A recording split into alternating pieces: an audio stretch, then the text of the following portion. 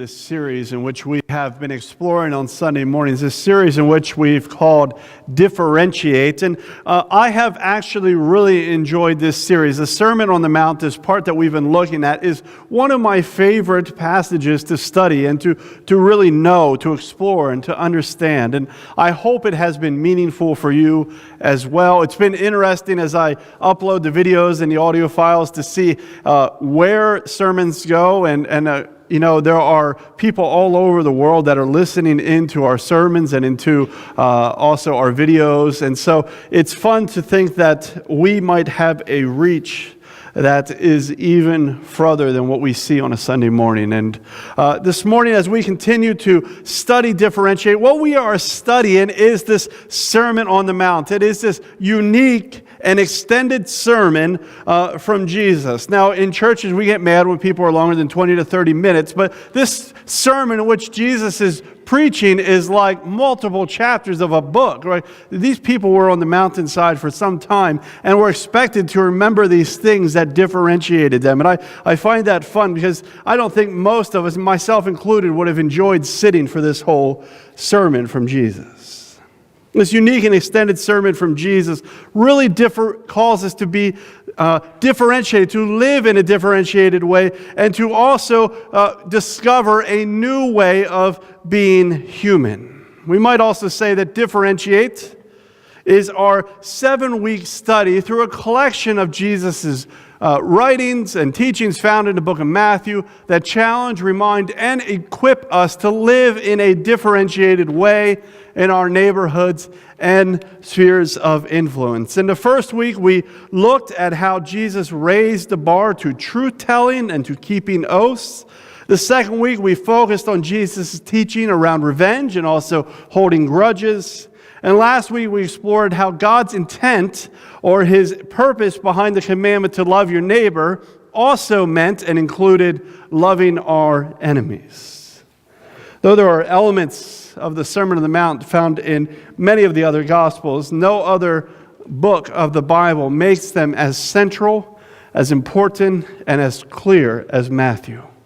Matthew finds great importance in retelling the teaching and healing ministry of Jesus, and is quick to point out and pay attention to where he sees Jesus fulfilling prophecy of God's intent. It's essential for that reason that we look at these collections of Matthew. We explore, we understand, and know these passages that Matthew really upholds and kind of illuminates as central to our faith. Some of you may saw on Facebook, I posted this quote this week.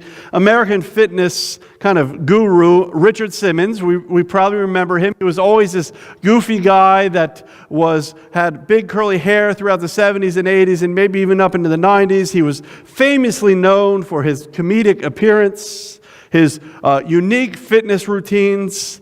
And he once said, when you gather up all of the balls of life that you're trying to juggle, it is very difficult trying to focus in on or taking care of yourself. But that's why God invented me. So I can come and teach and preach and make people laugh and give them some education so they can start liking themselves better. Right, so we know Richard Simmons. When we think about him, we kind of see this goofy guy that was always about fitness. And he points out that in life, it's hard when we are trying to juggle everything, to worry about ourselves, to focus on ourselves. And he sees his God-given call to teach and preach fitness in a way that makes people feel better about themselves. And to be honest, besides being a jester by his own confession, most of us knew Richard Simmons and we knew what he was about. We knew that he really did teach and preach fitness. That's what differentiated him. It's the sermon he was known by. It's what we associate with him. We've been studying perhaps the sermon in which Jesus is most known for, the Sermon on the Mount. Now, regardless if you grew up in the church or not, I'm sure that you know that Jesus taught about loving your enemies, not practicing revenge, and caring for the poor. In fact, it's these sermons that differentiate Jesus from any other religious figure. Not only do these things, though, differentiate Jesus. These teachings, these kind of sermon that he's given us, are things that he expects to differentiate us as his followers as well. When people see us, they should see these things that are included in the Sermon on the Mount in the same way that we see fitness when we look at Richard Simmons. We are studying this series with great detail so that we should know what should differentiate us and to help us understand who we are. This morning, before we read our passage, I want to tell you a short story. This morning we'll look at how Jesus is actually going to address charity or almsgiving or giving to the needy in the Sermon on the Mount. Now, in Jewish tradition, there was this well-known story of an ordinary individual who gave generously and compassionately to the poor, to the care of the needy. In Jewish tradition, this story is known as Tobit, and why most of us do not know the story. In fact, I didn't know it to a few years ago. It will probably be familiar to some of you who would have grown up in a Catholic church or a Lutheran or Episcopalian church that uses the Apocrypha books, the extra books, because it is in those. And it appears in the Old Testament, and it's a story in which the audience of Jesus' time would have known really well. They would have kept it before them. It was a story they told each other and a story they found great hope in. In fact, there are several places throughout the New Testament where it feels that Jesus is actually referencing this story or this book of Tobit. And this passage that we're going to look at in Matthew 6, 1-4 this morning is just one of them. It's just one of the places that we see Jesus kind of connect and echo or even walk right up against this well-known Jewish story. Now, Tobit may or not have been a real person. That's been debated both in Christendom as well as Jewish culture. But it doesn't take away from the meaning of the story. It doesn't take away from what the intent and the plot was. Tobit was a man who lived by deeply loving God, loving the Jewish laws, and caring for his family. He was the perfect member of society. Tobit lived in Nineveh. And during that time, the northern kingdom of Israel was taken into captivity. And everywhere Tobit looked, people were hurting, but because of their hurt, they were also abandoning God, they were abandoning their traditions, and more importantly, they were abandoning the laws in which they were to live by. His neighbors had given in to idol worship, and his fellow Jews had all but stopped burying people according to Jewish tradition. Despite trends in the popular culture around them, Tobit decides these things aren't going to affect him. He will not be shaken.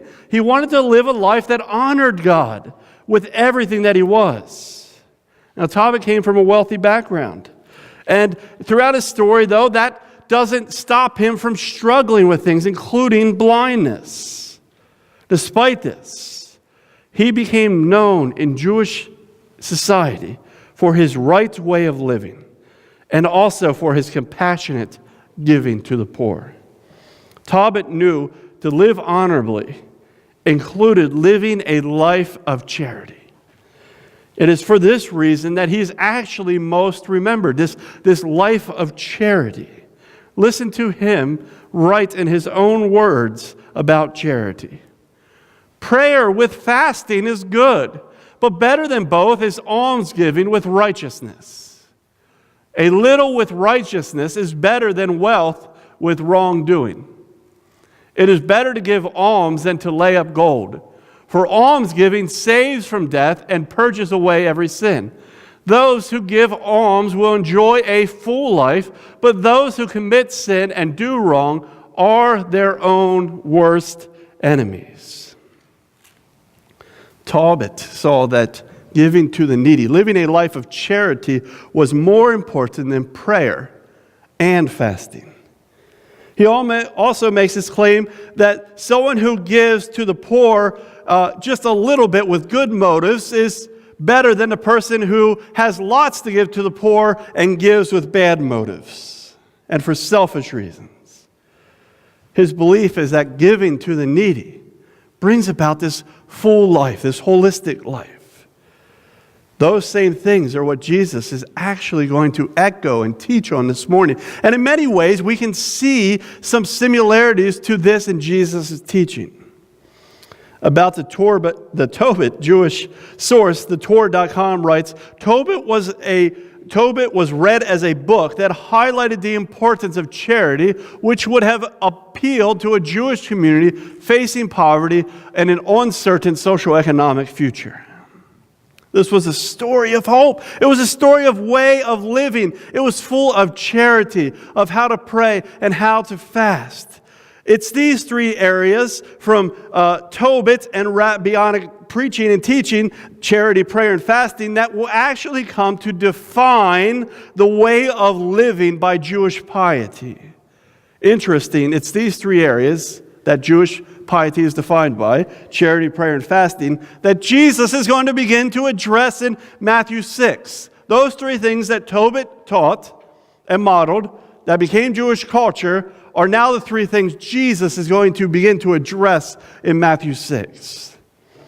Tobit modeled an honorable life of charity, a life of charity known as tzedakah, and that is a word in Hebrew which is also the concept and word for charity. It was and is still central to Jewish culture, and actually in American culture, we tend to pride ourselves in being a charity people, that we are full of compassion.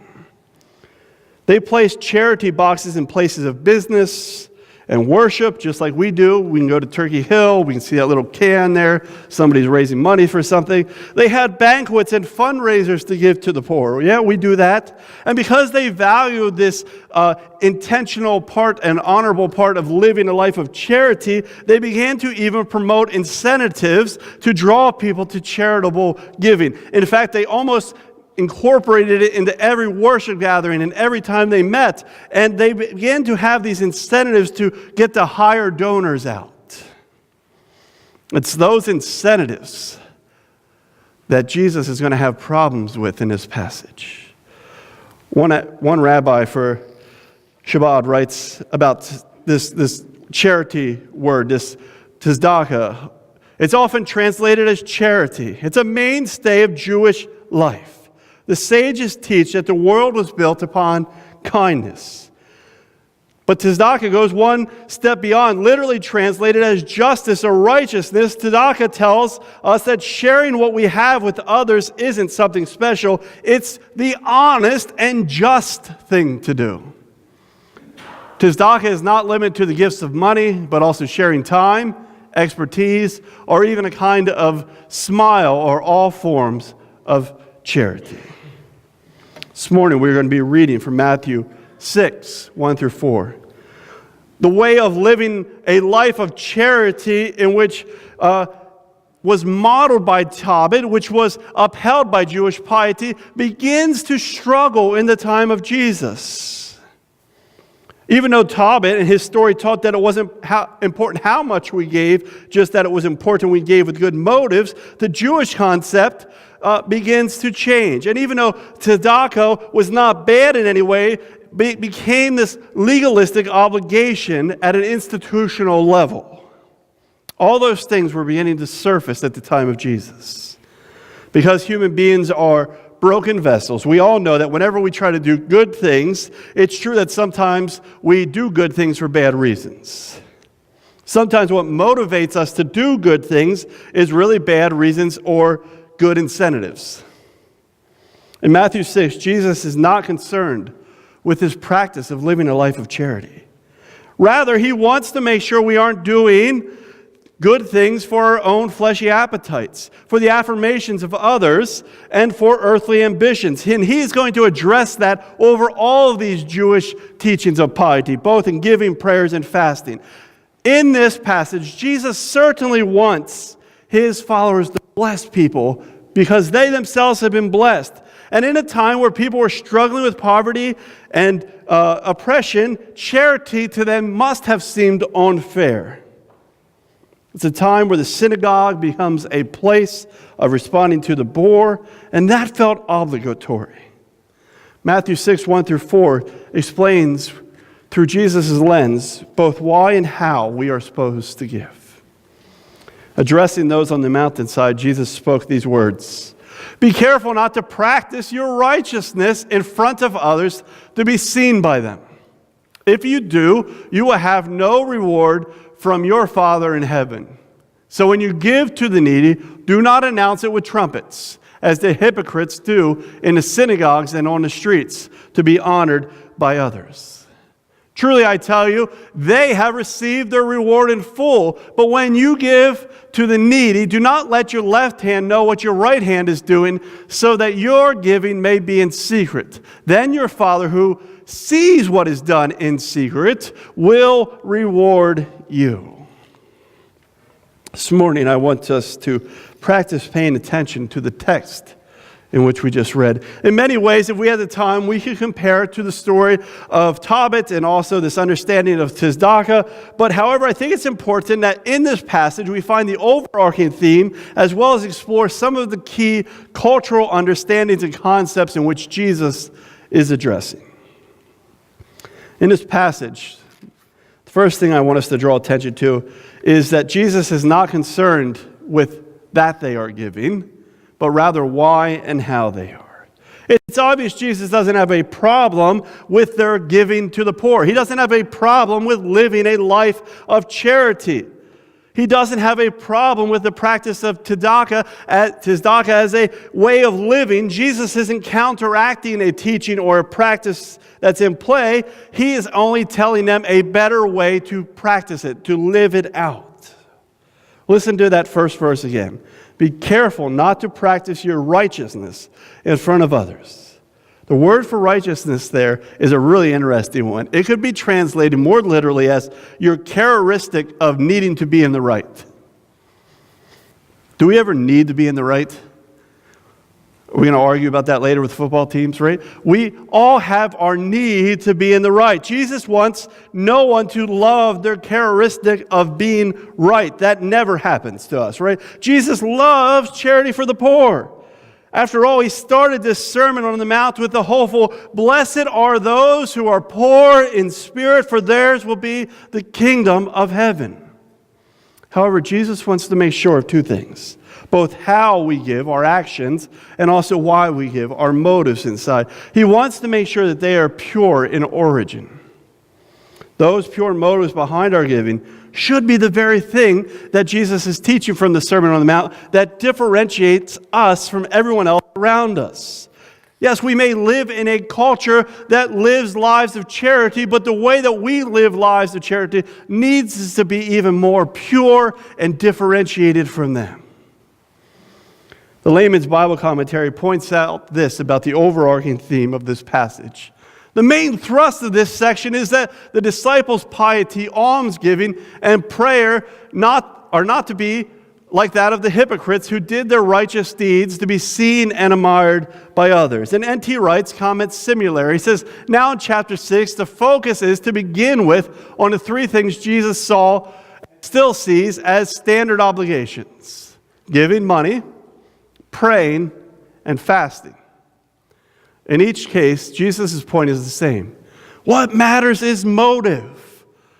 And religious duties if those religious duties are done with an eye on the audience, they became rotten to the core. In that passage, we also see that Jesus addresses the why behind their motive, right? He's addressing the why behind their motives. Listen to Jesus' warning once again in Matthew 6, 1 through 2. Be careful not to practice your righteousness in front of others to be seen by them. If you do, you will have no reward from your Father in heaven. So when you give to the needy, do not announce it with trumpets as the hypocrites do in the synagogues and on the streets to be honored by others. Jesus is really beginning to address the why behind their motives. He wants to give them a new why for giving. He wants us to live by higher and purer motives. It is essential that we don't give to be recognized or seen by others. That is wrong ambition.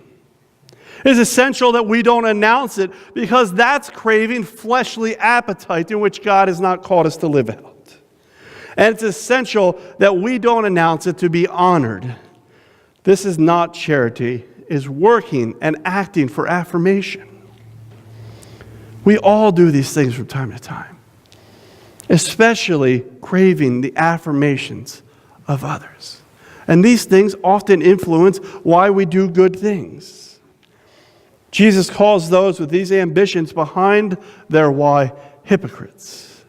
Now, hypocrite there is actually a theater word. It means one who acts with a mask on. So in Jesus' time, a very theatrical culture, a person who would put on a mask and do a little skit on the street or in a theater was a hypocrite. Jesus says that those who act with a mask on will not receive rewards. That word there for reward is also another interesting one. It is actually the word wages, that God pays with life. And that is exactly what we saw echo in Tobit's story. Those, he said, who give alms for pure reasons will enjoy a full life. We need to give. The why being why we need to give is because we have seen that God has given to us. We are blessed to be a blessing to others. I think the saddest thing about these motives is actually where they were being initiated. This is a big thing of what Jesus is actually addressing in this passage. In this passage, Jesus takes aim at the charity culture, this way of living that was taught, modeled, and even created by the leaders of their faith. The Pharisees, like so many aspects of faith, seemingly made giving, charity, about incentives, obligation, and affirmation. The Interpreter's Bible Commentary makes this point. Almsgiving was so stressed in Pharisaic religion that the word sometimes was synonymous with righteousness. You weren't righteous unless you gave to the poor, and you weren't really righteous unless you really gave a lot to the poor. They had begun to teach and model and create a culture that actually gave extra merit to those who lived lives of charity. They saw good in giving, and so to get people to give, they began to find ways to make them give more. And the ways in which they got them to give more was, for instance, they would blow trumpets at certain practices and also at certain gatherings. And then they all of a sudden, well, when you put money in that box, we'll blow trumpets. And it seemingly, then if you had a bigger, according to Jesus' word, you had a bigger donation, right? There was more trumpets to be blown. Even as I write this, I realize that we've done this in the church. Recently, I talked to the pastor who was part of a different denomination, and they were fundraising to build a new building. And he said, we need this part of the building and a steeple, and if you would pledge this much money, you get naming rights of that building, or that steeple gets your plaque on it. Right? We all know church growth strategies like this, right? That's an incentive. That's exactly what Jesus is taking issue with here. We live in a world where there is constantly crowdsourcing. If you give to this ministry, you'll get a year subscription to this magazine. You will get recognized in the page in the magazine. These are incentives that cheapen doing a good thing for good reasons. The idea of these places of leadership doing this is exactly what Jesus is addressing this. And it's not a sign of righteousness that Jesus is okay with. So as Jesus looks around at the start of his ministry, he is troubled by this distorted culture that the faith leaders had allowed to be created, and maybe even created. Again, the layman's Bible commentary. He sees in the Jewish leaders of the day an insincerity that is not befitting of the kingdom. Matthew teaches us Jesus announced that his kingdom was initiated with his presence. And the first teachings on his Sermon on the Mount was about giving the laws of the kingdom. And now we are going to see he's beginning to address what the behavior of the kingdom looks like. The third thing that I want to draw from this passage is that Jesus teaches that in our lives of charity, it also matters how it's practiced. Not only why we give, but how we give matters. He told them in Matthew 6:3-4, but when you give to the needy, do not let your left hand know what your right hand is doing, so that your giving may be in secret. Then your Father who sees what is done in secret will reward you. Not only have they distorted the why they give to the poor, but now they are distorting the how they give to the poor. As I said earlier, the synagogue had become a place of response to the poor. And that's not necessarily bad. The reason historians think the synagogue became this place to respond to the poor is for two reasons. It allowed the beggars to not need to stand in the middle of the street. There was less beggars at this time because they just needed to go to the synagogue, and the synagogue would give them their allowance, and so you didn't see people on the streets. The other thing it did was only the rabbis would have known who the poor were that needed help. It gave honor and dignity in the anonymity of those who were coming for help. So people gave to the poor, but they didn't actually know who was taking from the pot, just that it was going to those that were needed. It protected them. And so they began to find ways to incorporate the need to meet these needs in everything that they were. And they began to blow trumpets to call people to action. And they also started to even do these big ways of honoring people who would give to these anonymous gift boxes in the back. The Pharisees modeled a way of giving that actually really placed the giver or even themselves at the center.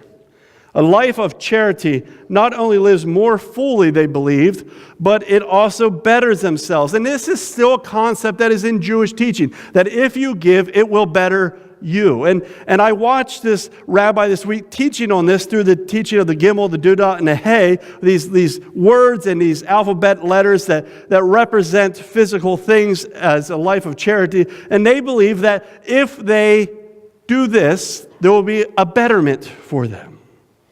When we practice giving as worship, we aren't even to let our left hand know what our right hand is doing. Jesus is calling to not give to better themselves in any way, but to give, and again, not out of obligation, but to give because it is an act of worship that you are giving so that God sees you, that you are recognized by your Father who sees all things that you do in secret. Now, what's interesting about that is that whole left hand and right hand thing. In Jewish culture, the left hand, right hand comment is the idea that the minute you do something in an act of worship, you should automatically forget that you've done it. You shouldn't even give your right hand time to process what your left hand did and vice versa. The idea was the minute you acted, you forgot what you did. It was an act of worship. Now, too often, we as the church find fault in what people are doing in the world and not in ourselves. And what Jesus is doing in this passage is actually turning them to look and examine themselves for motives. The Pharisees were no different. They were always finding fault with people who didn't live up to their model. They were always concerned with the people on the street who were doing wrong, not those inside their own walls. Yet Jesus wants us to examine our motives and our actions, to make sure that we're giving because we've been blessed to give, and also that we are giving in worship, a response that is of private matter, not public obligation.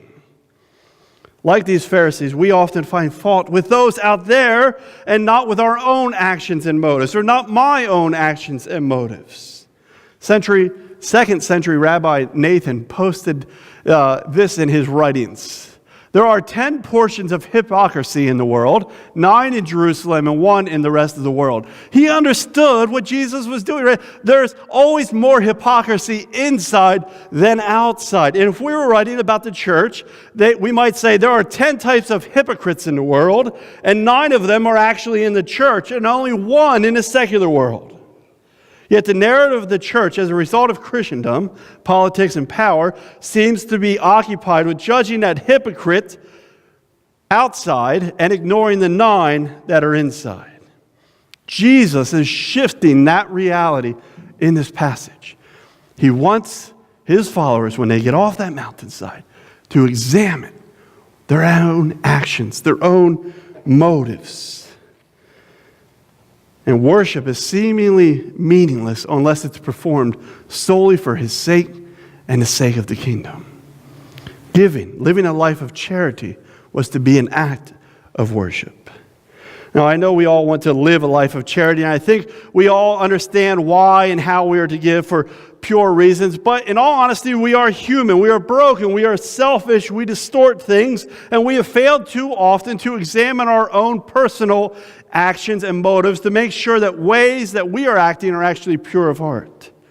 For that reason, there are a few things that I think we can do to respond to this passage. First, let me just read this quote from N.T. Wright. Jesus instead wants us, you, me, to be so eager to love and please God that we will do everything we should do for His eyes alone.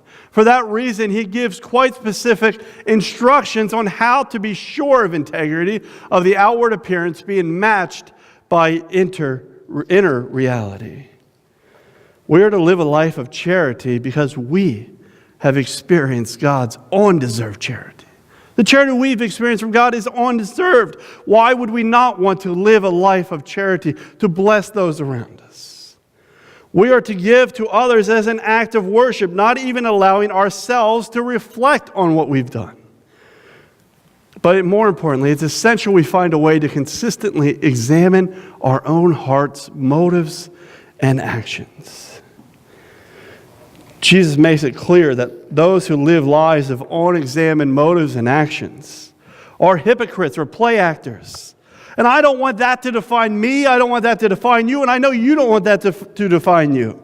We must be careful not only about the why and how we give, but we must also be careful of the practices in which we engage ourselves with. As you mentioned the church earlier, and not long ago I was at a Christian college where the president stood up and was fondly bragging that the addition to the building was named after him because in his lifetime he gave so much and invested so much into college. It's an incentive. We live in a world that is full of crowdsourcing and fundraising campaigns that reward the highest givers. We have all probably participated in things like that, myself included. It's essential we begin to talk with each other about these things and examine our reasons for being part of them. We live in a culture where you can also, for your birthday, raise money on Facebook and publicly share where you are donating to, and you can even click share on your contribution to share how much you've given. The story of Tobit is an individual who lived a life of charity in a hard time, and he lived it for the purest of reasons. In it, he recognized that life was given to him as a reward, and Jesus said those who give out of worship will be rewarded by God. God pays in life. These other incentives, these other reasons for giving are the only reward you will get. Like Richard Simmons, who was known for fitness, may we be known for a life of charity that preaches and teaches that we give and live for the purest reasons. As the worship team comes forward this morning, I want to read to you a quote from a rabbi in which I encountered this week. And in his quote, he begins to tell us that you will not be able to modify your thought process or your behavior to live a better life of charity.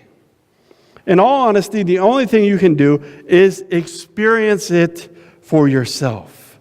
There's no way that you can just say, okay, I'm going to have pure motives. It starts with a transformation in your heart. And he writes on that matter in this way. The Torah, therefore, tells us something simple and practical. Give, and you will come to see life as a gift. You don't need to be able to prove God exists.